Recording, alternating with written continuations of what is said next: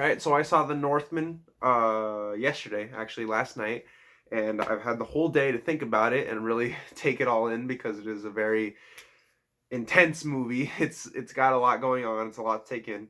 But yes, I saw it. Now, before I get into this review, I want to say I did see The Unbearable Weight of Massive Talent, but I have nothing to say about it. It would be a 30-second review, so I'm not going to review that. Plus, I don't really like reviewing things that are like they have like real people in them like playing themselves because I just like reviewing stuff that's just pure fiction, a pure news story. Like, so you'll never ever see me review like a biopic. If Bohemian Rhapsody came out today, I would not review it because, like I love Freddie Mercury, but I'm not going to review a movie based on his life because I'm not an expert, so I can't say what they got right and wrong. You know what I mean? I'm not going to review House of Gucci because I don't know the Gucci story. It was a good movie though. That was a good movie. Anyways, on to the Northman.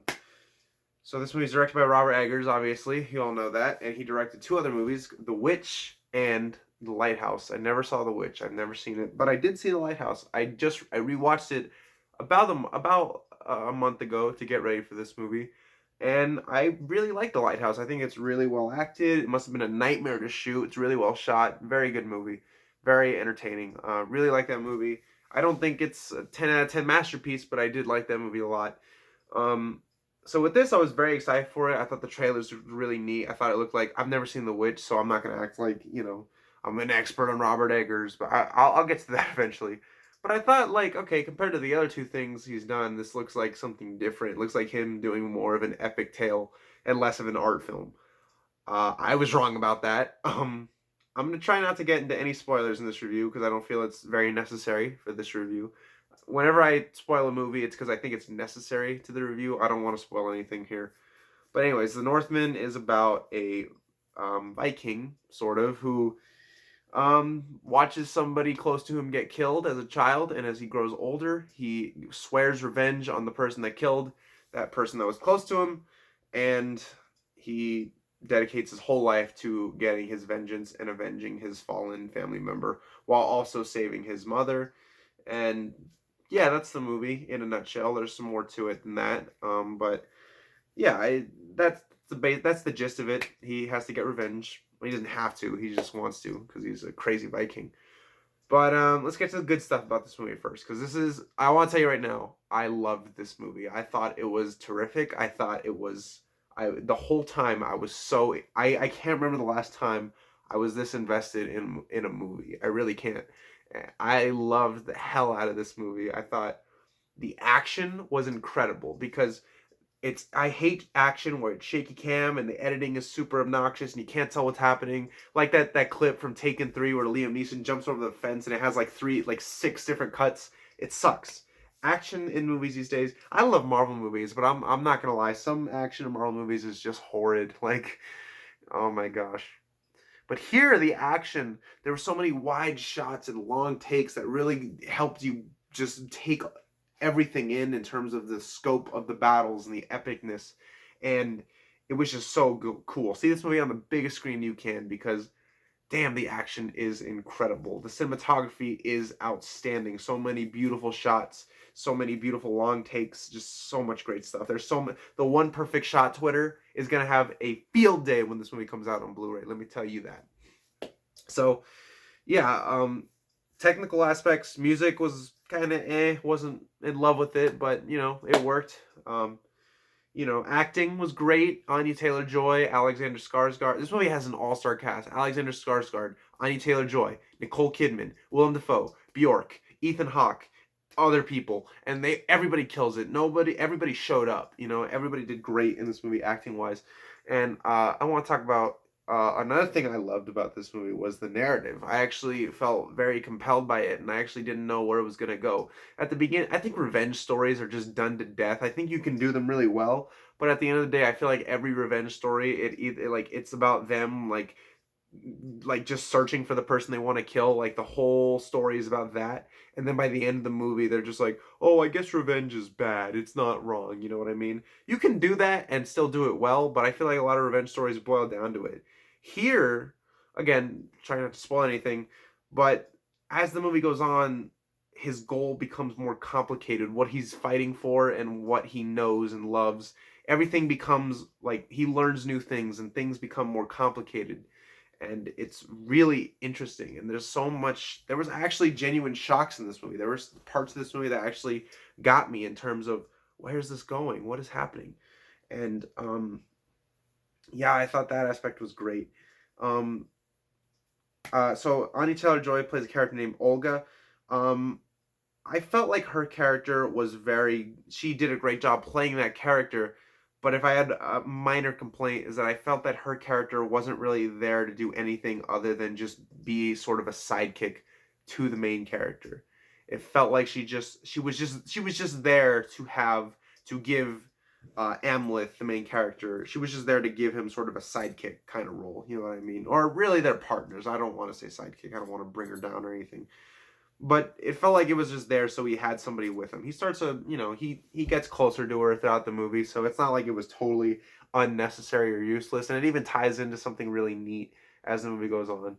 Um, but if I had one complaint, I would have liked to learn more about her character and what she's all about, because I felt like they sort of give you like breadcrumbs and things like that. But I just would have liked to learn more about who she was and what her role in everything was and what her motivations were a little bit. They definitely tell you, you definitely know who she is, but I guess I just would have liked, I don't know, just more about who she is, her past, I guess. Not like a whole exposition dump scene where they're sitting around a campfire and she's like, yeah, when I was younger, I wanted to be a tap dancer, but my dad said, no, the ball is your life. Like, I didn't want that or anything. But I don't know. I would have liked more knowledge about her character. Besides that, I thought Nicole Kidman especially was a standout in this movie. She starts out this movie as something, and then she just turns into something else as the movie goes on. You just learn more about her, and you just, I don't want to spoil it, but by the end of this movie, like, her character, like, her arc and just her role, like Nicole Kidman's acting, like everything about that character is just like, I did not expect that. Like, it did not expect that to go where it did. She's really great, man. Ethan Hawke, he's very good. Um, and Alexander Skarsgård, I mean, his character, listen, this movie's not, it's not a very complex movie. It's not. And Alexander Skarsgård's character, Amleth, he's not a complicated guy. He has one goal, and that's to kill the man that killed somebody he loved.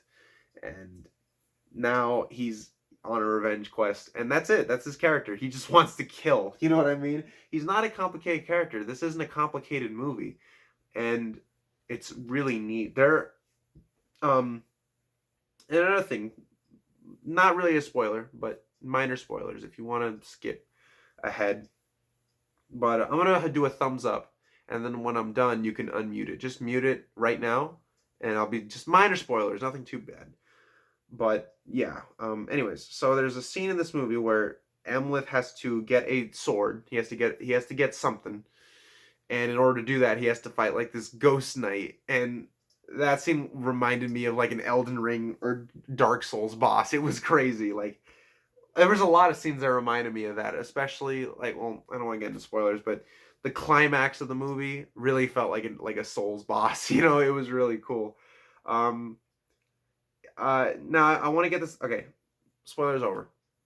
I want to get this out of the way right now. If you go into this movie expecting just a straight up Viking tale of epicness, you might be a little disappointed, because this movie is definitely an epic, but it is also an art film. It is a Robert Eggers film. So there's going to be a lot of weird imagery and a lot of just strangeness going on in this movie. And let me tell you a story. I took my dad to see this movie, and my dad loves Viking stuff. He loves it, He loves Vikings kicking ass and killing each other for 2 hours. That's what he thought he was going to get.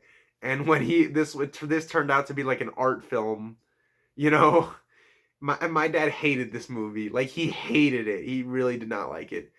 And I loved the film, but this movie's not for everybody, for sure. If you're not into artsy fartsy kind of stuff, like if you didn't like The Lighthouse, don't watch this movie. But if you just want like a straight up Viking tale, I think you'll enjoy this movie, but I don't think you'll I think there'll be some stuff that you'll just roll your eyes at and think is stupid.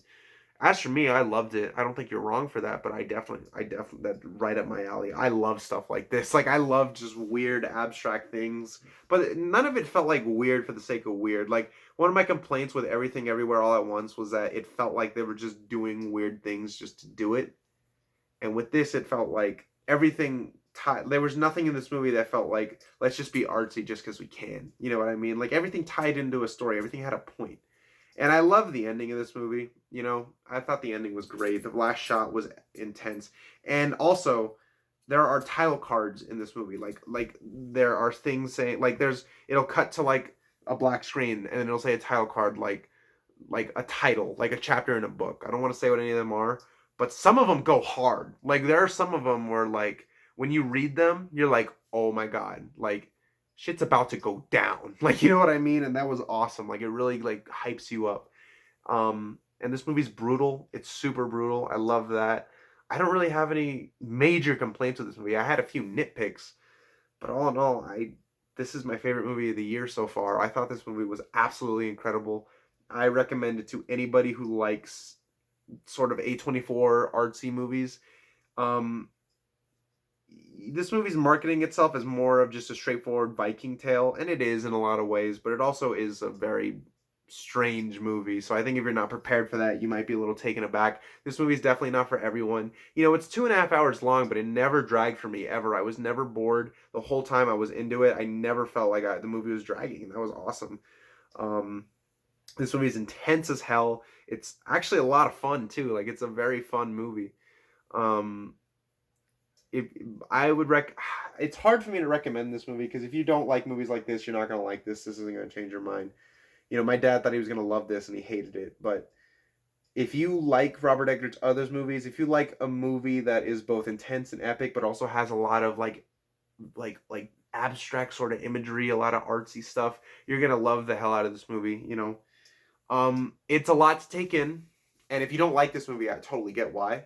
This is a movie. It's not for everybody. It's definitely not for everybody. And if you don't like this movie, I don't blame you. You know, um, but I can't stress enough how much I love this film. I thought the narrative was so compelling. All the characters were really well written and super interesting. All of them. You know, even Olga. Even though I wanted more of her, I still thought her character was super well done.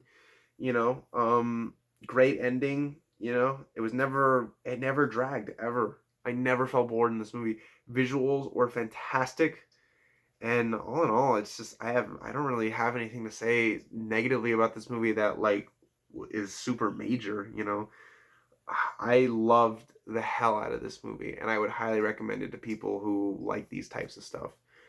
I know I said I wasn't giving ratings, and man, this movie it's like a 9 out of 10 for me, but I could definitely see this going at a 10 at a rewatch. I think a rewatch for this film can definitely add a lot to it.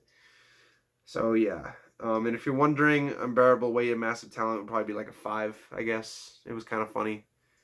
Did I already say that? I might not have mentioned it, but I'm not going to review that movie because it would be a 30-second review. Yeah, there were some funny parts. I was entertained, whatever. You know, but this movie, yeah, it lived up to the hype for me. I loved this movie. I really enjoyed it. So yeah, that's about it. We'll try to get another review for another mystery movie. What could it be? You'll find out soon. Yeah, that's about it. That's all I have to say. Thank you for watching. Thank you so much. The Northman is an awesome freaking movie, and you should see it.